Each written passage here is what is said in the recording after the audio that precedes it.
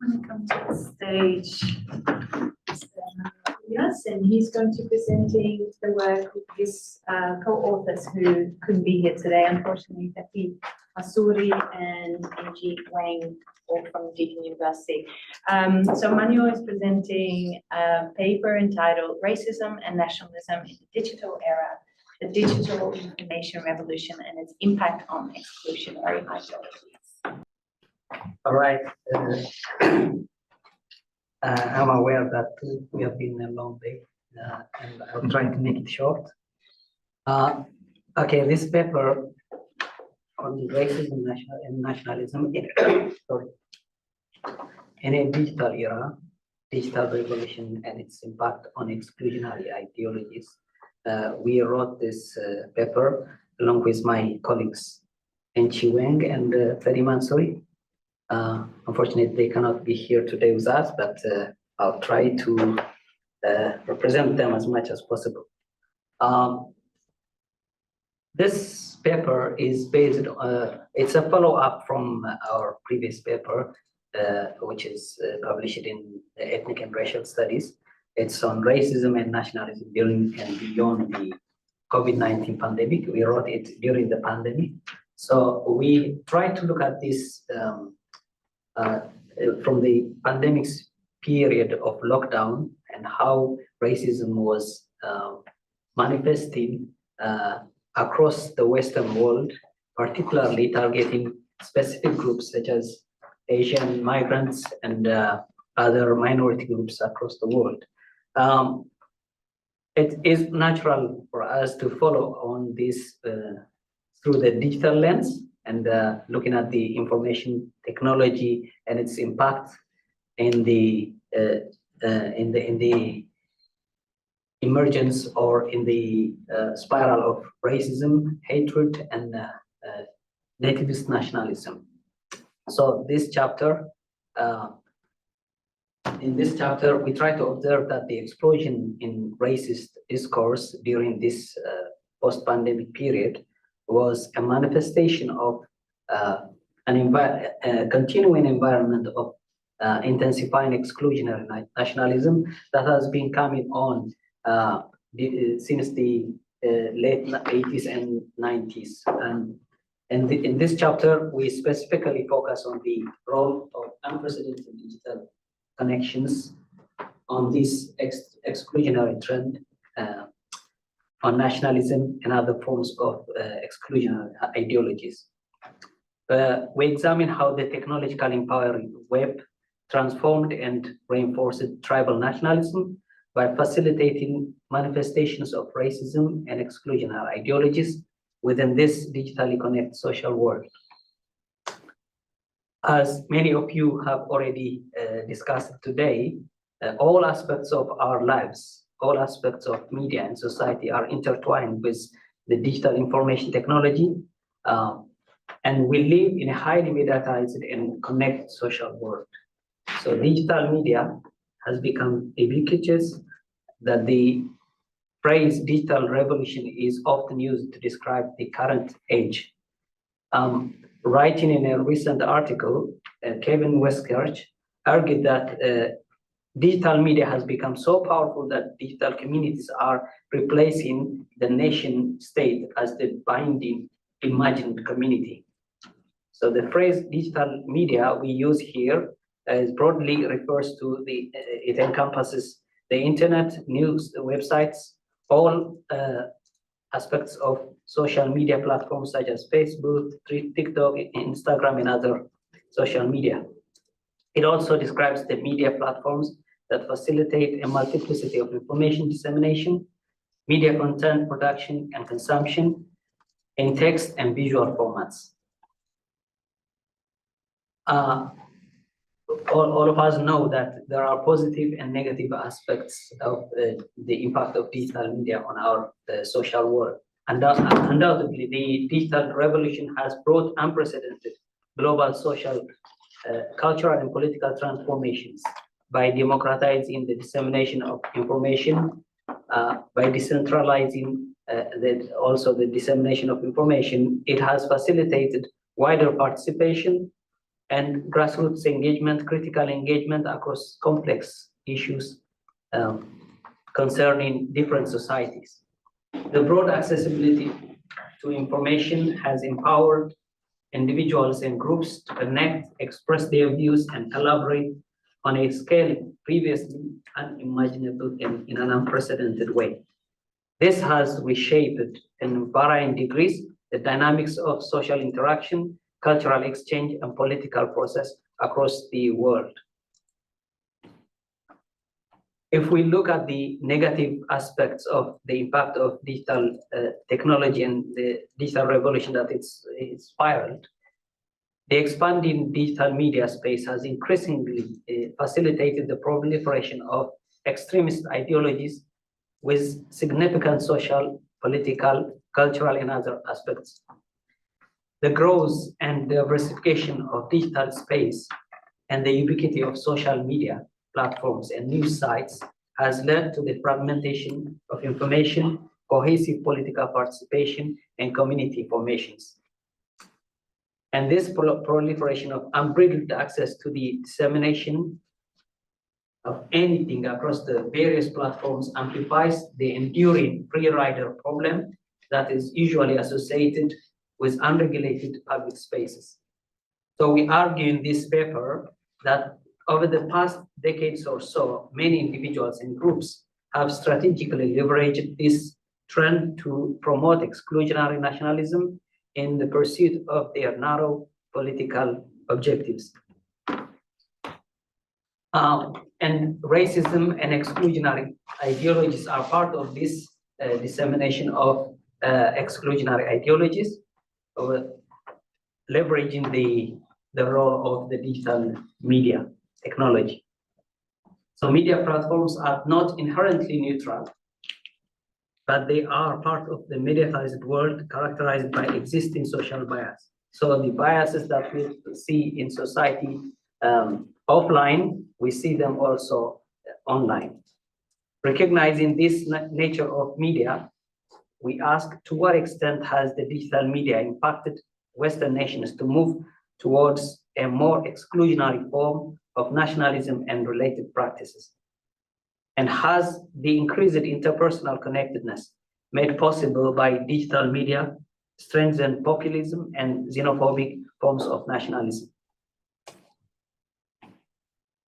To answer these questions, it's vital to ask, to look at how the current climate of unregulated digital media is transforming cross-cultural interactions, with marginalized groups often being exposed to the ills that go with digital anonymity and exploitation. Within this framework, racism manifesting in attitudes and behaviors such as hate, xenophobia, and discrimination has bedeviled social interactions in the digital world.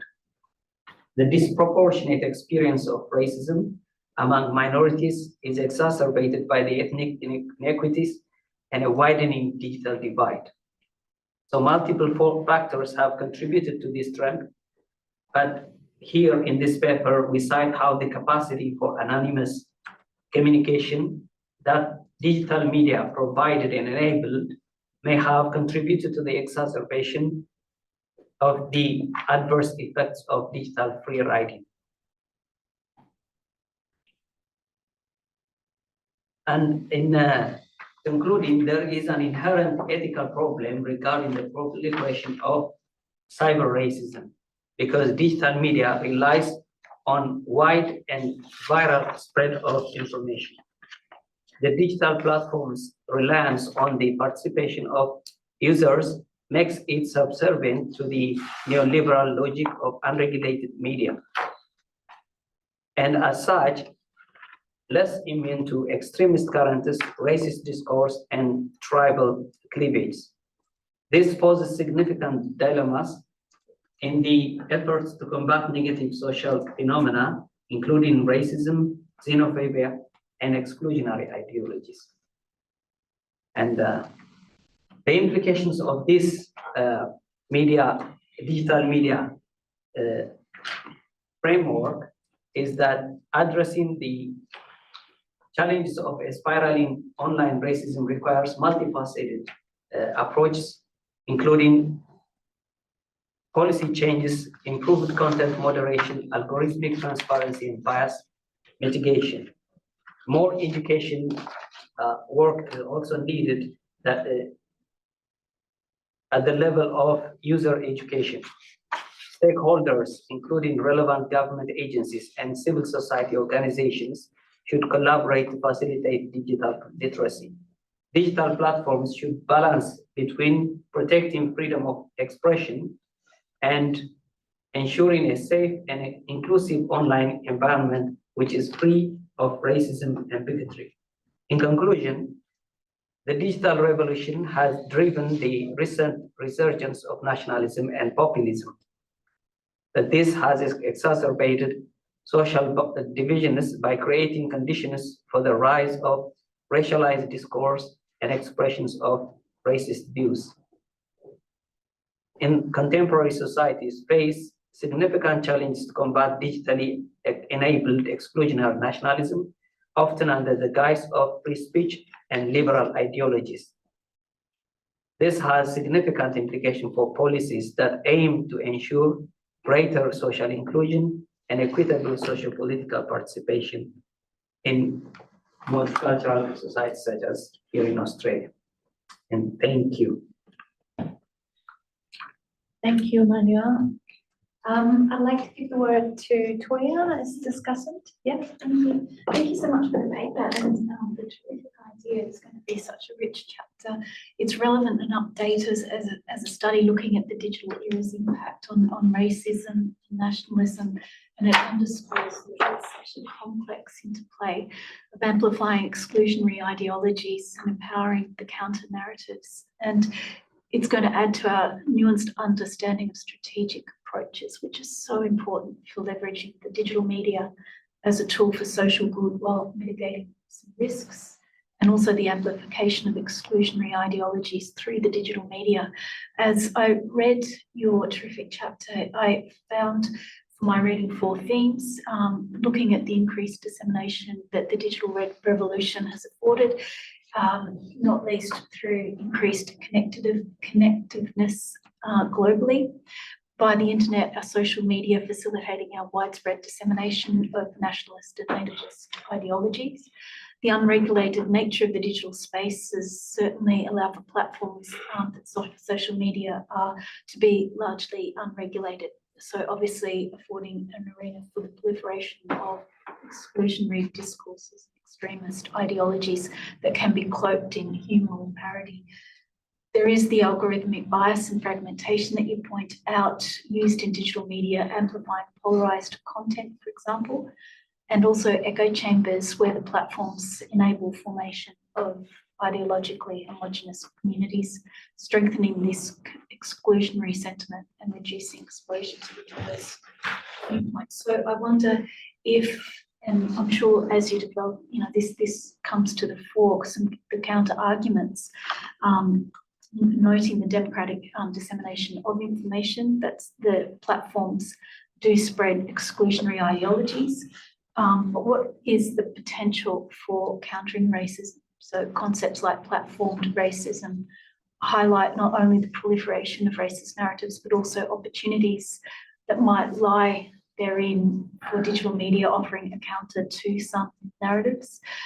Increased awareness and mobilisation where the digital media can facilitate the spread of awareness regarding harms of exclusionary ideologies. So again, a digital literacy there to mobilise counter movements. So some suggested thoughts are around the dual nature of the digital media, where digital media do certainly simultaneously act as a catalyst for the spread, but also a point that might counteract some of the exclusionary ideologies.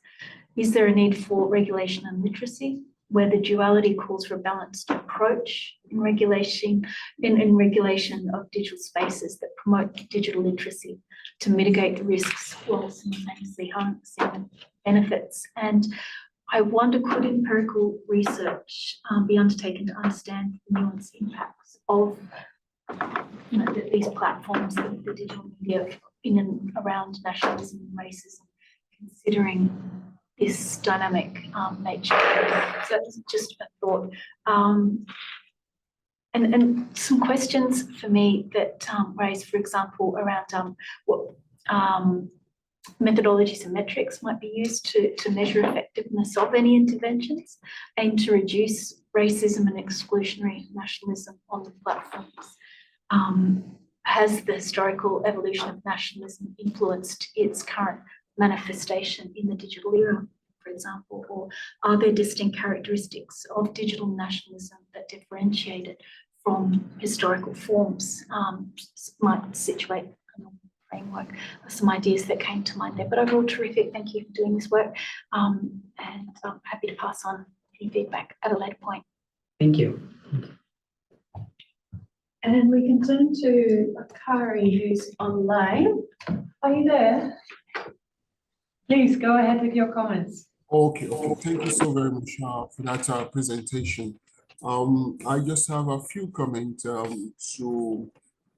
regarding your paper. Number one is the fact that you've been able to reinforce the tribal nationalism that is so much prevalent across the globe, particularly through the platform of the digital, through the digital platform. And what actually is striking me while you presenting your paper and while going through the abstract is, number one is, which I would be much more interested to understand, is the racial discourse which has been colored within these guys of populism, as the previous discussant mentioned. To what extent does your paper try to ameliorate the issue of racialism or racism, at the other hand, whereby we try to portray the notion of populism, but behind the veil is much more racialism or racism. And secondly, I would also want to know that who are the losers and gainers in this game, which we see unfolding on the digital platform? Maybe you have mentioned that in your paper, but I did not see that in the presentation, but probably you might want to look into that, the gainer and the loser. And is it just across the board, or is it very peculiar to a particular group of people, whether in the global south or the global north, or it cut across the two regions? One last point which I wanted to ask from you, or to kind of comment on this paper, is what's the level of difference in vis-a-vis these tendencies which you have explained in terms of the physicality of the public sphere and the cybersphere? Do you find any differences or similarities in that tendencies? And lastly, what are the strategic behaviors of the group that are celebrating this behavior vis-a-vis the cyber platform? Thank you. Very important comments. Thank you, Bakare. Amanuel, do you want to comment briefly on both points? They have raised very concrete and very important comments in this. It's of course it's at an early stage of the draft, so we'll incorporate these comments and the suggestions, the wonderful suggestions both discussants have given, and we'll address them as we finalize the paper. Thank you very much. Thank you, Amanuel.